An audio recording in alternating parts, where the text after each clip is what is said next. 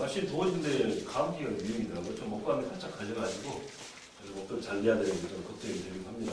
네, 여러분 건강 주의하십시오. 네. 자, 우리가 지금 저번 시간을 지금 중세기 시대 어떤 그 교회사를 지금 우리 같이 여러분과 준비하면서 이 카톨릭이 점차 초대교회의 모습과 신앙을 잃어가면서 변질되어가는 과정을 우리가 더더욱더 받았습니다. 자, 그런 와중에 그리고 신앙을 가진 그런 많은 사람들이 또 초대교회 신앙을 지켜가면서 그들과 맞서 싸우면서 지내왔던 그 과정을 여러분과 함께 살펴본 적이 있습니다. 그때 그들을 불러서 우리가 신약교회 고수주의자다 이렇게 말씀드렸었죠. 자, 그래서 캐톨릭의 변질과 부정에 대해서 맞서 싸워가는 그들의 모습을 우리가 살펴보았던 것으로 기억합니다. 자, 그 중에 잠깐만 살펴보고 넘어간다면 가장 먼저 프리스길리안이라고 했었죠. 그리고 바울파, 그리고 보모밀, 알비파, 아놀드파, 왈도파 이런 사람들이 그 캐톨릭의 부정과 비리에 맞서 싸우면서 초기의 신앙을 지켜왔었다. 또 사라지기도 하고 고통과 고난을 받으면서 이렇게 그들의 신앙을 지켜왔었던 것을 우리가 시대적으로 또 환경적으로 여러분과 함께 살펴보았었죠. 그래가지고 그 다음에 제9단원으로 이제 중세기 카톨릭의 두 기둥의 과정에 가서 가장 큰 수도 운동이 이제부터 발달되기 시작했던 그 시기에 있었습니다. 그 당시에 가장 수도원 개혁 운동이 있어서 가장 주축되는 인물이 있죠. 하나는 도미니크, 하나는 프란치스코.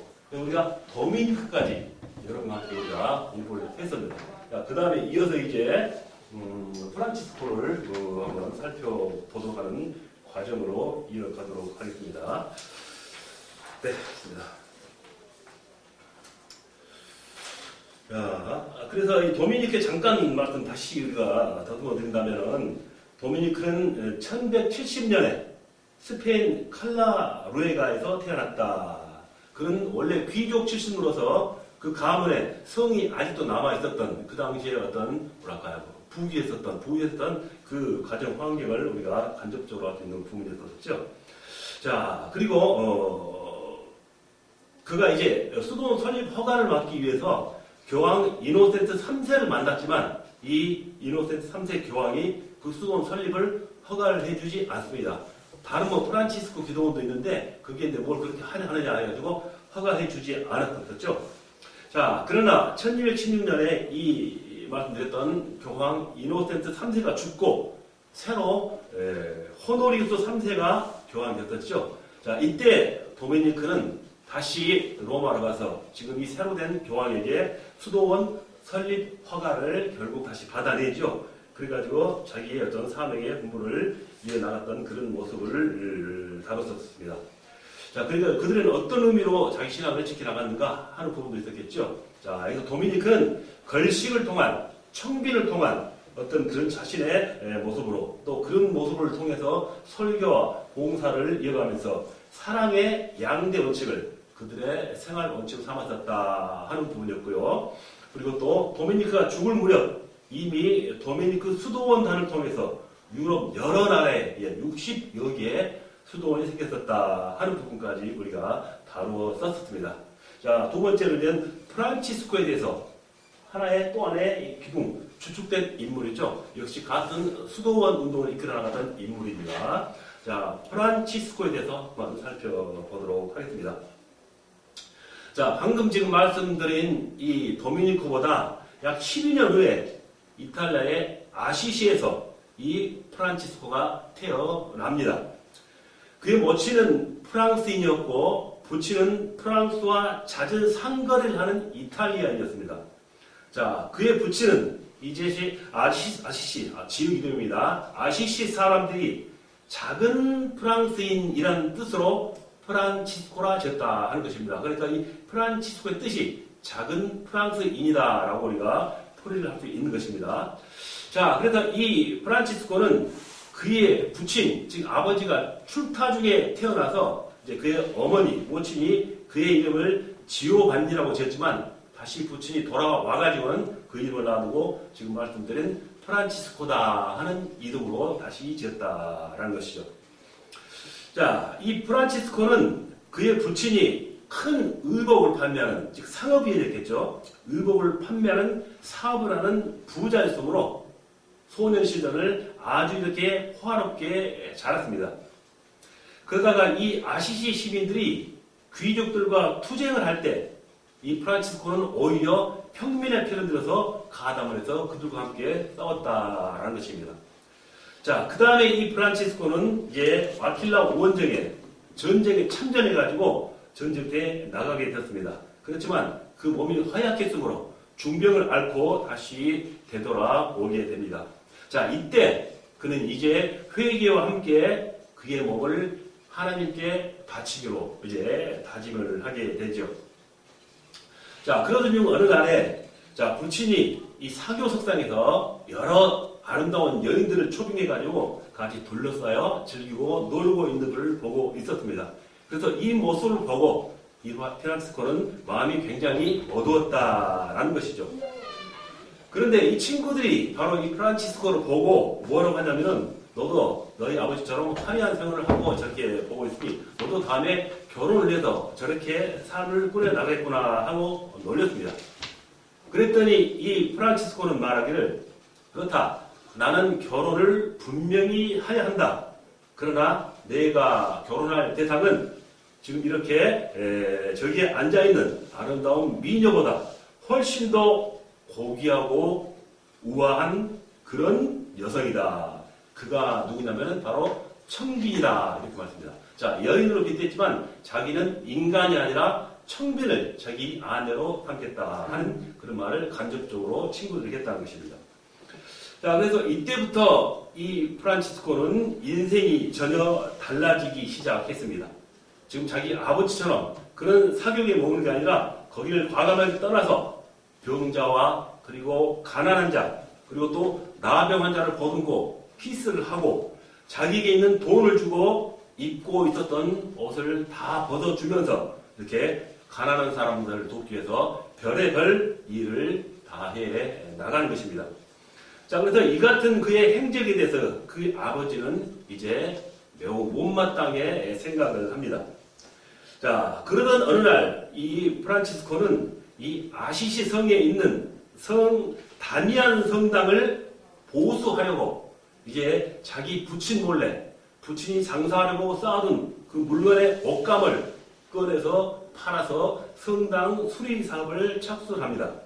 자, 이것이 화근이 되어가지고 프란치스코의 아버지는 자기 아버지가 아들로부터 상속권이 없음을 들어서 감독 앞에 재판을 걸어버립니다. 자, 이때 아들은 뭐라고 했냐면 지금까지 이 어르신을 나의 아버지라고 불렀지만 이제부터는 하늘에 계신 아버지만을 나의 아버님으로 모시고 그렇게 부르겠다라고 선언함으로써 자기 아버지의 그 부유한 재산 상속권을 포기, 즉 박탈이죠. 박탈당하고 마는 것이죠.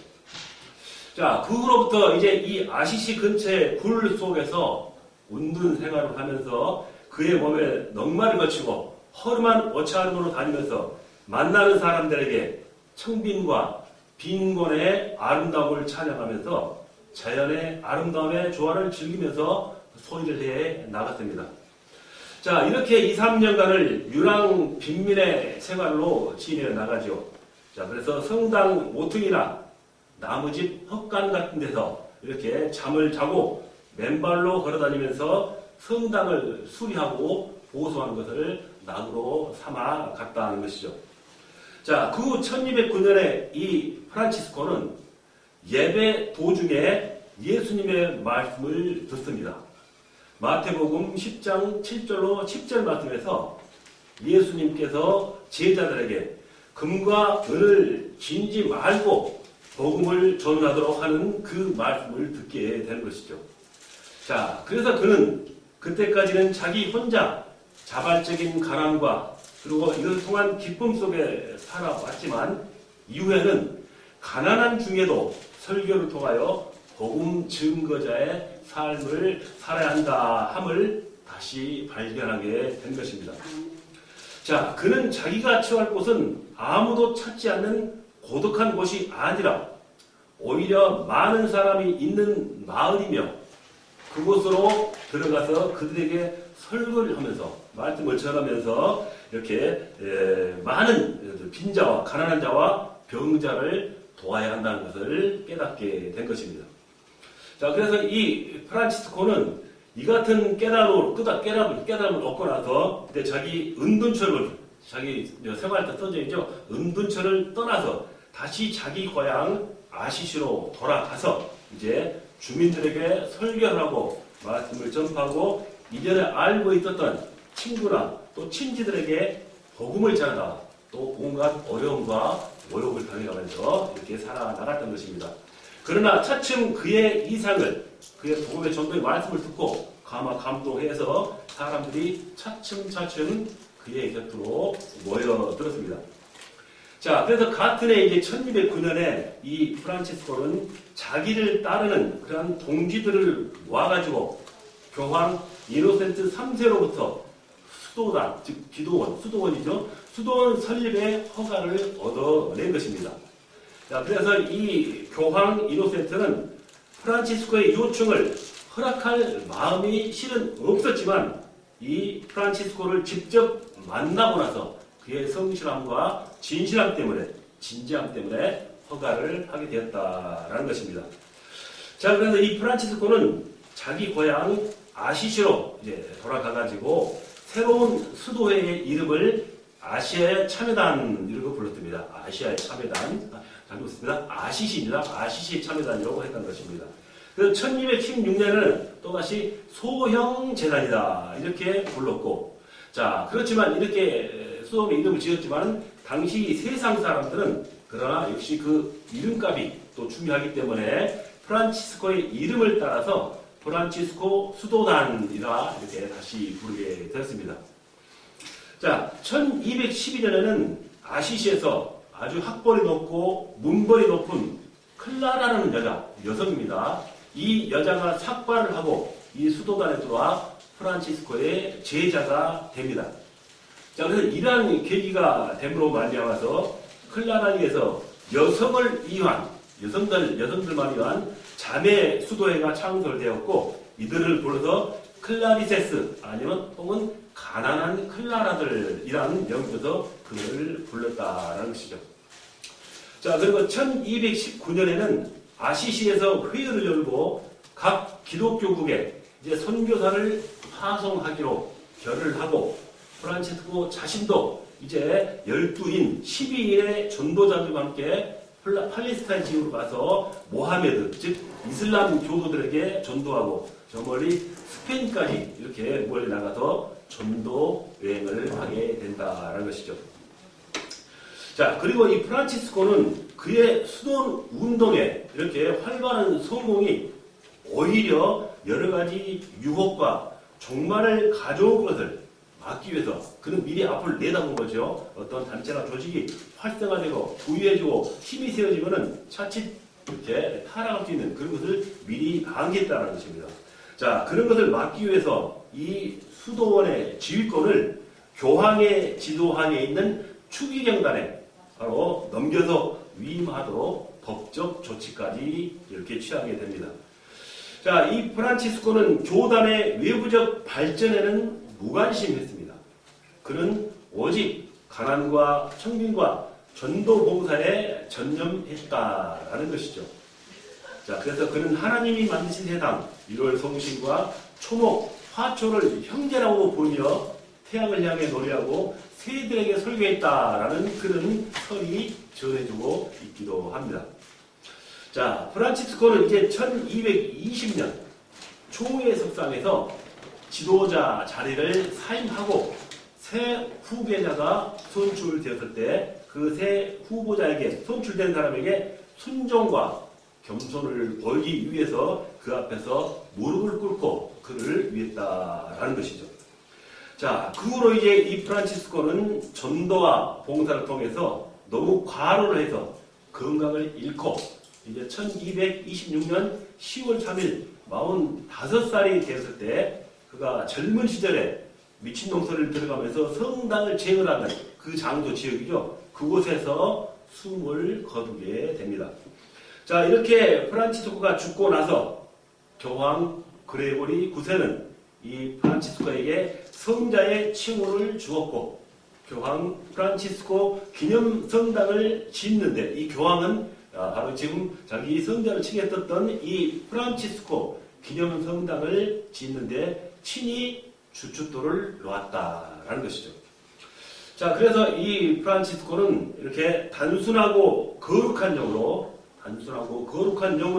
하나님만 의지하고 이제 인간과 자연들을 이렇게 동시에 사랑하는 항상 기쁨 속에서 그의 삶을 살아갔다라는 모습이죠. 자, 그래서 우리가 이 교회 역사 속에서 이 프란치스코만큼 깨끗하고 이렇게 순결한 삶을 살아가는 사람도 많지 않다라고 우리가 말을 하는 것입니다. 이렇게 하나님만을 전적으로 의지하고 이렇게 청빈한 복음 증거의 삶을 살아간 바로 그의 삶을 동경해가지고 그와 같은 삶을 따랐던 사람으로서 우리가 잘 아는 고아의 아버지 조지 물러나 그리고 중국의 선교사 허드슨 테일러 같은 사람을 이렇게 들 수가 있다라는 것이죠. 자, 이렇게 중세 카톨릭의 중기둥 수도원 개운동에서 저번 시간에 했던 도미니크 그리고 지금 말씀드린 이 프란치스코에 대해서 여러분과 함께 자세히 한번 살펴보았습니다. 다음 두 번째로 스콜라, 우리가 스콜라주의라고 그러죠. 자, 이 부분에서 여러분과 함께 살펴보도록 하겠습니다.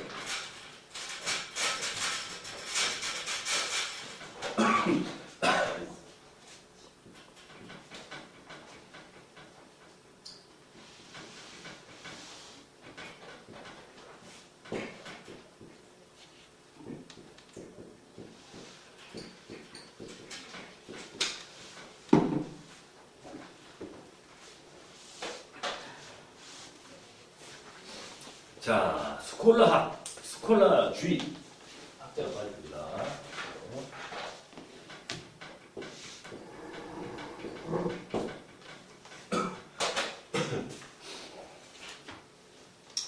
자, 우리가 말씀드리면 우리가 중세기 신학을 우리가 보통 말할 때 스콜라 신학이라 이렇게 말합니다. 자, 이 스콜라라는 말은 학교들 속에서 발전된 신학이다 라는 뜻입니다. 학교들 속에서 발전된 신학.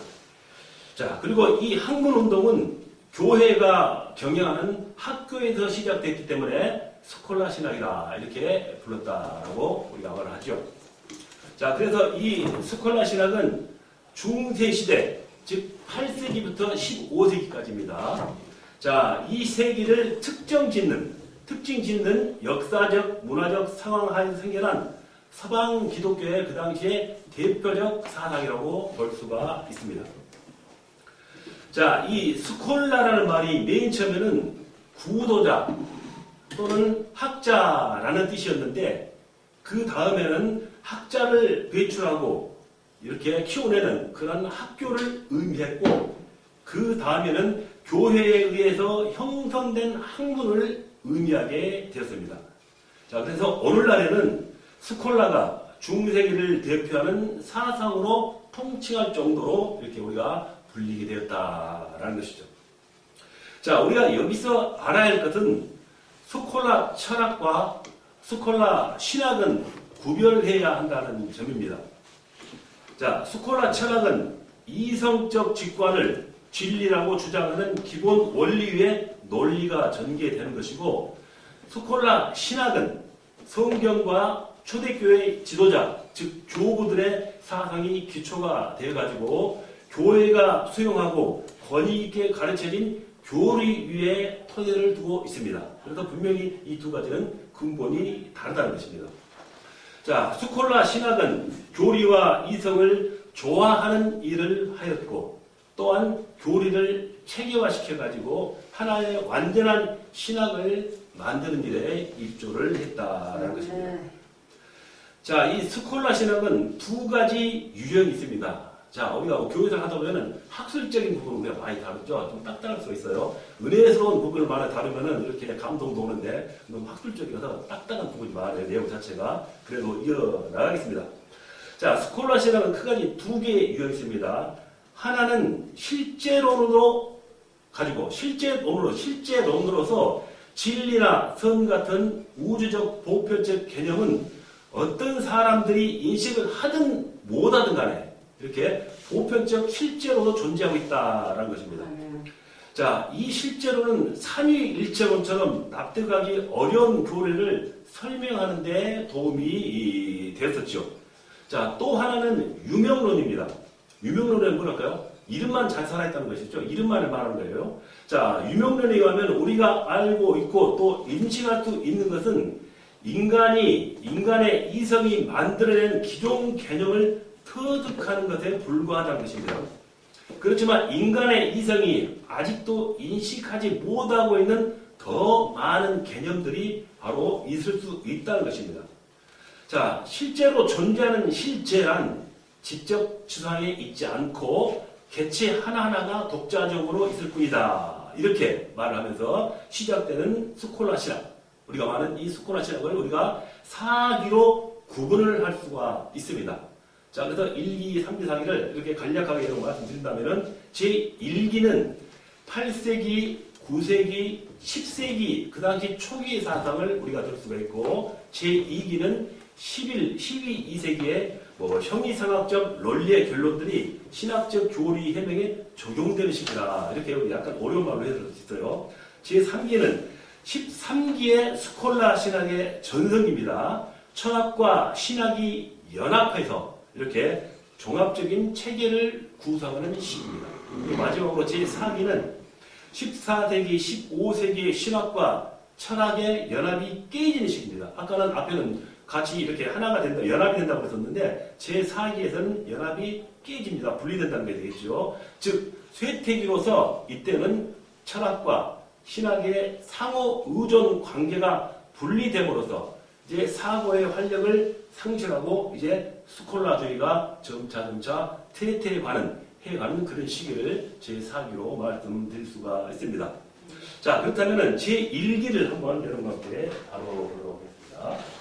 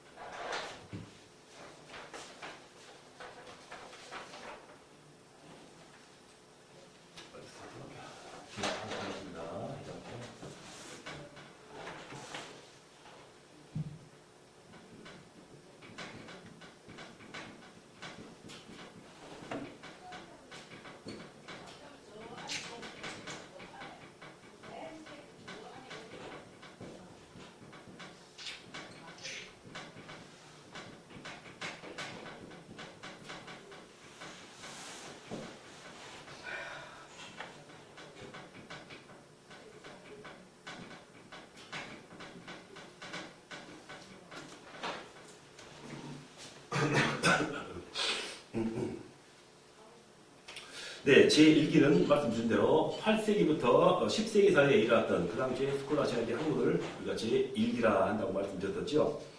자, 이 시기에는 신앙과 이성 간의 대립이 표출되면서 조금씩 제 모습을 드러내는 때라고 우리가 볼 수 있습니다. 자, 이때 논쟁의 초점은 뭐가 있냐면 주로 성만찬과 예정론을 가지고 논쟁하는 시기였다라는 것이죠. 자, 그래서 성만찬과 예정설에 대해서 자세히 알아본다면은 먼저 성만찬 논쟁은 831년에 코르비에의 대수도원장 파스카시오가 철저한 화채설을 주장했었습니다. 자, 즉 떡과 포도주는 그리스도와 동일한 몸과 피로 변형된다 이렇게 말을 했던 것이죠. 화채설에서는 여러분과 중간중간에 말씀을 여러분드렸었죠.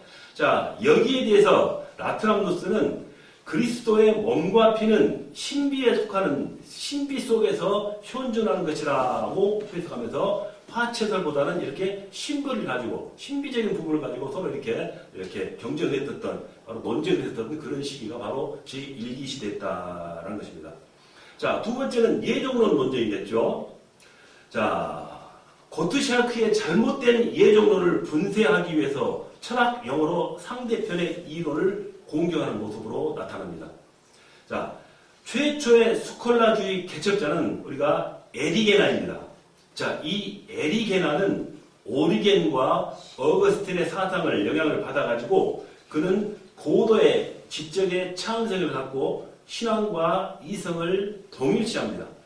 따라서 그에게 있어서 철학과 신학은 다 같은 정신의 표현으로 믿었다는 것입니다. 다만 차이가 있었다면 철학은 인간 이성의 표현이고 신학의 주장은 진리의 상징적 표현들이다. 이렇게 말합니다. 자, 따라서 그에 의하면은 전통적 교리들도 자유로운 철학으로 그 당시에는 다 설명이 다 되어졌다라는 것입니다. 가능했다라는 것입니다. 자, 그렇다면 이 에리겐의 주장은 어떻게 이루어졌을까요? 자, 제 2장 떠줄게요. 재미있네요. 또 지금 연구하다가 치우고 할까요? 치우고 되겠죠? 자,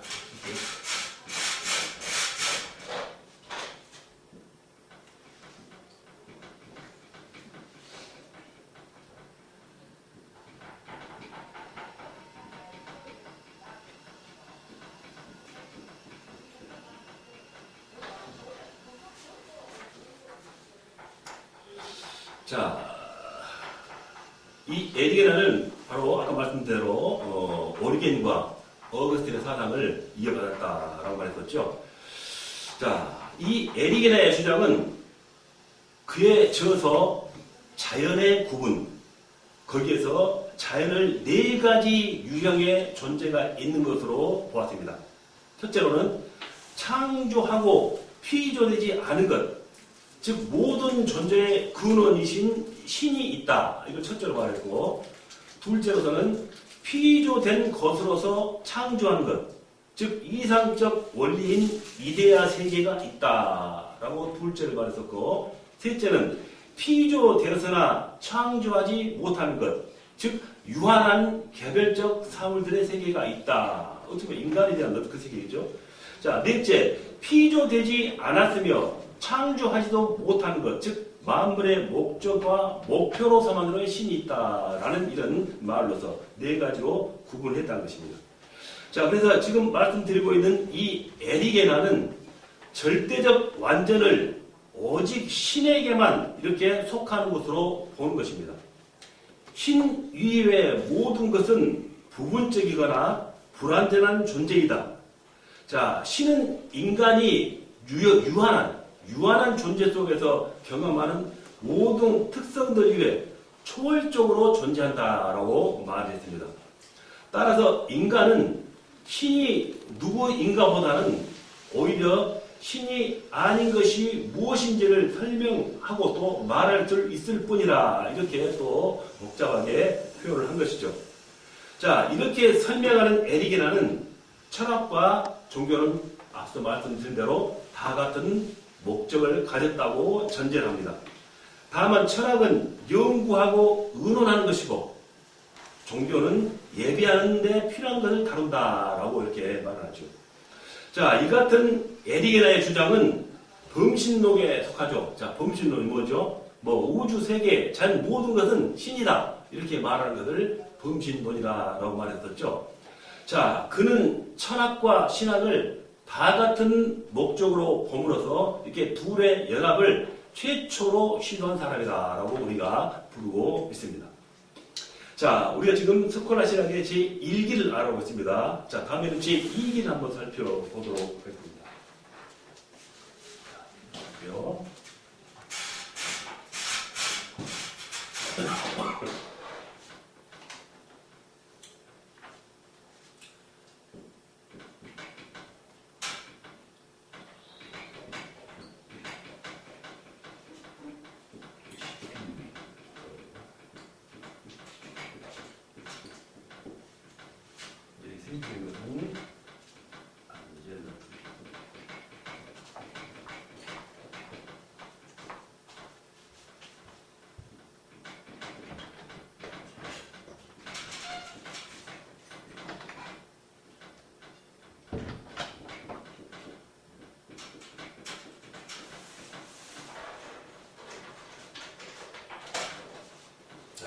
제2기를 한번 살펴보도록 하겠습니다.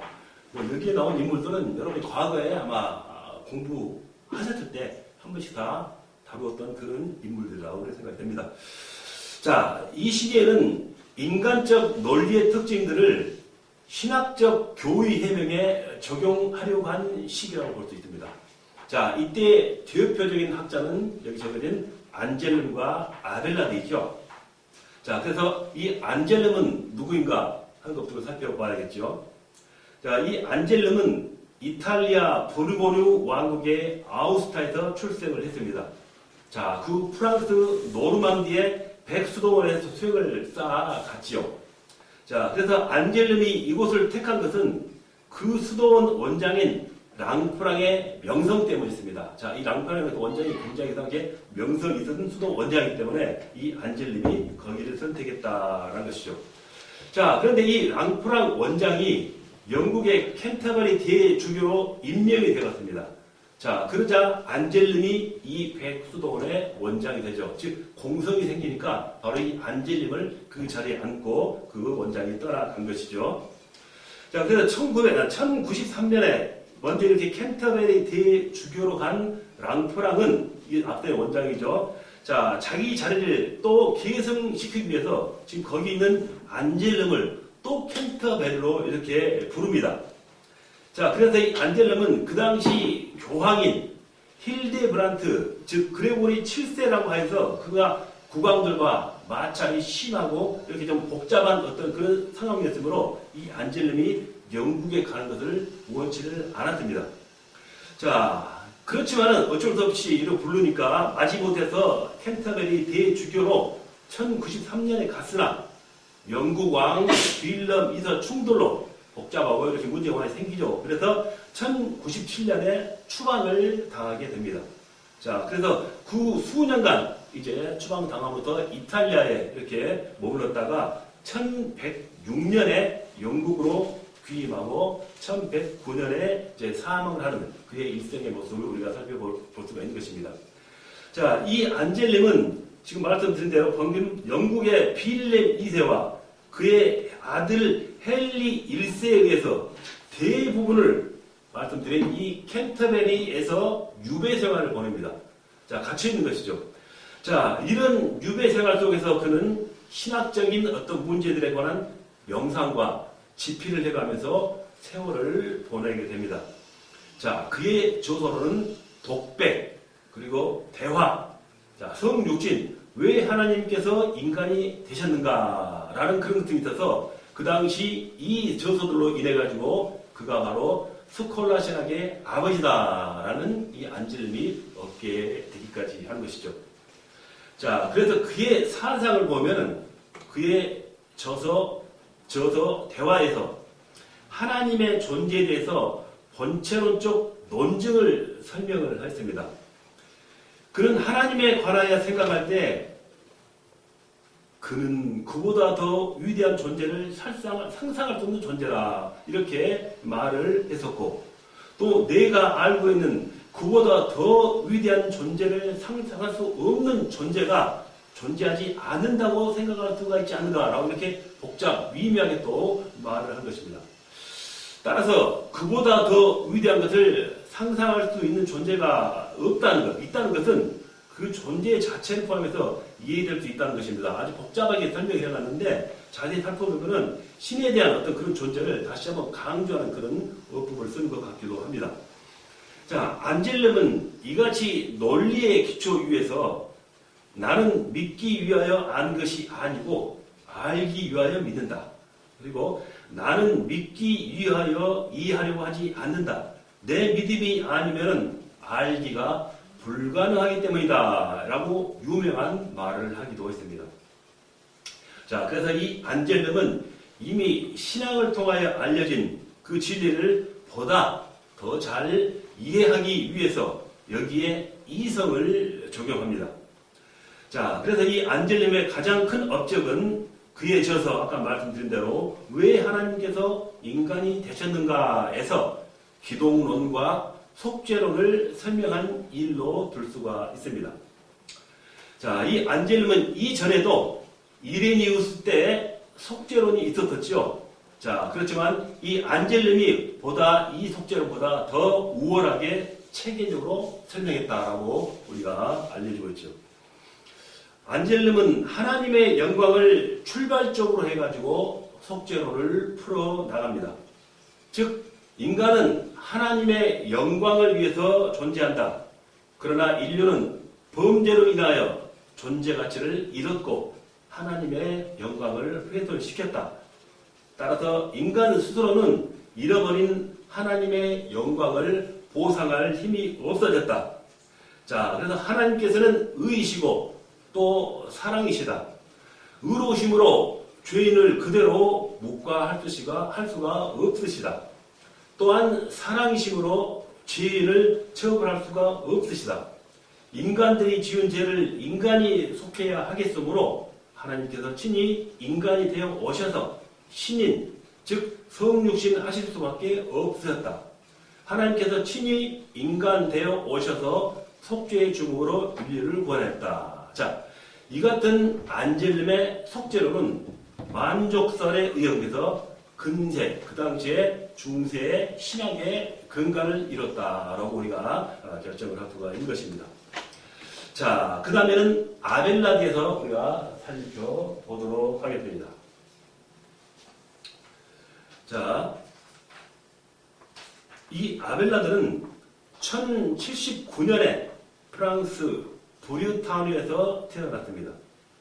소년 시절에 이렇게 여러 나라를 편력하면서 학문을 닦고 다니고 또 어느 누구에게도 자기는 만족을 얻을 수 없다고 이렇게 불평을 함으로써 많은 적들을 만듭니다. 자, 20세 때 파리의 노트르담 사원의 부속학교에서 안젤름의 제자 챔퓨의 윌리엄에게 바로 사사를 받지요. 그런데 후에는 스승을 등지고 오히려 그의 논적이 되어버립니다. 자, 이 아벨라드는 노트르담 사원을 내려다볼 수 있는 이 제네바 언덕 위에다가 이제 학교를 세우고 철학을 강의하게 됩니다. 이로써 그의 명성이 크게 이제 드러나기 시작했고 그의 문화에 수천의 학도들이 이제 따르게 됩니다. 자, 그런데 이 노트르담에 있는 재능 있는 그의 조카 딸 엘로이즈의 그 교육을 받고 이제 이가 그녀를 가르치게 됩니다. 자, 그런데 그들도 인간인지라 둘은 사랑에 빠져서 이 조카 딸 엘로이즈가 아벨라드의 아이를 임신하게 됩니다. 자, 이에 분노한 엘로이즈의 삼촌은 불량배들을 시켜서 이 아벨라드를 거세를 해버립니다. 자, 이로써 이 아벨라드는 이제 학교 경영에서 손을 떼고 수도원에 들어가서 오랫동안 이제 운동 생활을 해 나가게 됩니다.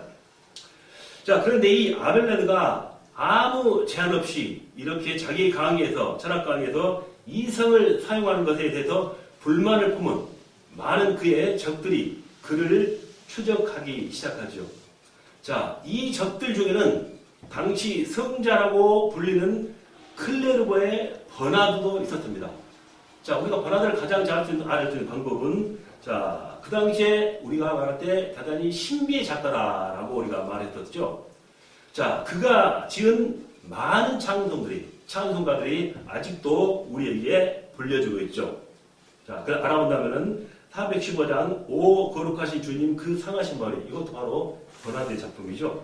그리고 구주를 생각만 해도, 그리고 이렇게 좋거든 85장들이 수록되었습니다. 이게 바로 버나드가 그 당시에 지었던 찬송가가 지금도 우리가 불려주고 있다는 것이죠.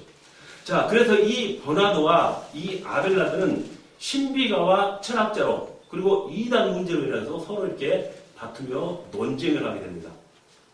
자, 그래서 결국 1140년에 센스 회의에서는 이 아벨라드는 이단으로 정죄가 됩니다. 자, 그래서 그가 교황에게 아니다, 억울해서 상소를 했지만은 결국 기각을 당하고 영구히 수도원에 금고되는 선고를 당하죠. 자, 그러다가 1142년에 교회와의 관계를 회복하고 나서 결국 그는 죽고 맙니다. 자, 그래서 이 아벨라드가 스콜라 신학에 미친 공헌은 그에 저어서 긍정과 부정을 통해서입니다. 그는 이 저서 속에서 158개의 신학적 문제를 제시하고 그리고 성경 및 고대 기독교 저술들이 서로 그 해답이 일치 않음을 나열해 나가죠. 자, 그래서 이 같은 행동 때문에 이단이라는 의심을 받았다라고 우리가 정하고 있는 것입니다. 자, 그는 성경의 영감에 대해서 보다 자유로운 사상을 가졌습니다.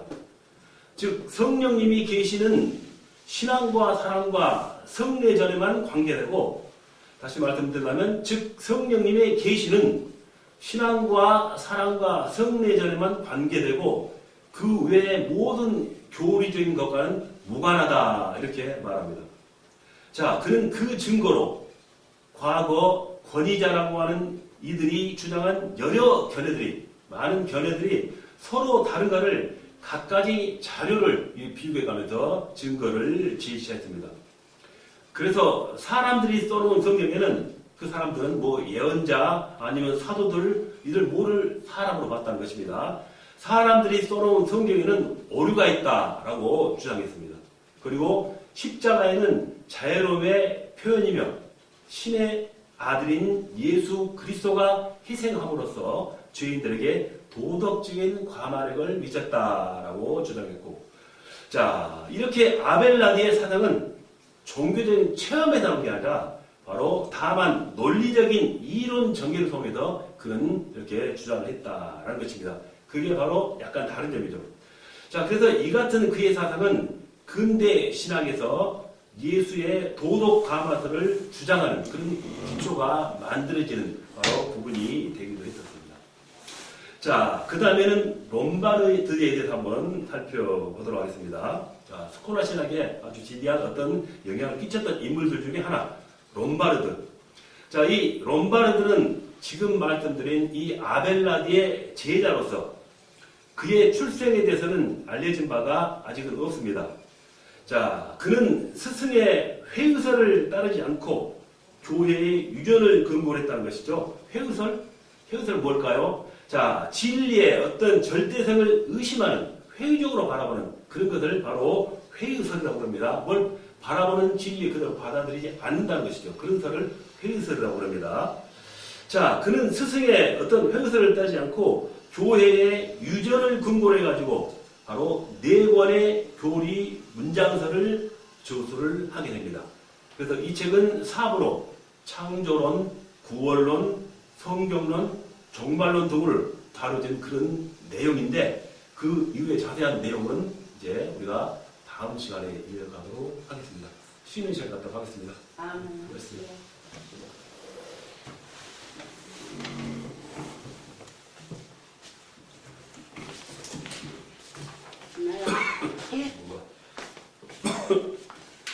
떡 목혀갖고 올게. 아, 예.